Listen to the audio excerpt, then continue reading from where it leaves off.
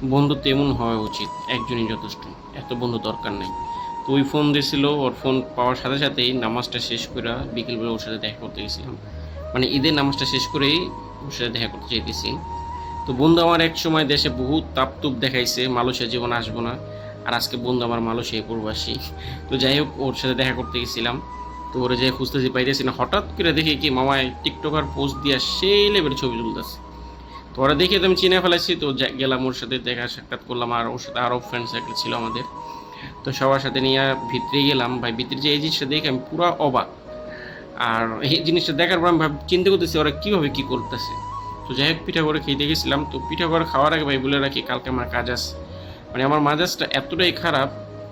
তো ঈদের পরের দিনই কাজ শুরু হয়েছে, তো কাজে গেছিলাম। মানে মন দিলের অবস্থা খুবই খারাপ ভাই, মানে কাজ করতেই মন চাইতেছে না, কারণ বাংলাদেশে ঈদ চলতেছে আর এখানে কাজ করতেছি। তো এইটাই আমাদের পূর্বাস। তো এই দুঃখ, এই কষ্ট, এটা কাউরে বুঝাতে পারবো না ভাই। মানে এই দুঃখ কষ্ট যদি কেউ না বোঝে, তাহলে আর মনে করেন তার সে মানুষের কাতারই পড়ে না।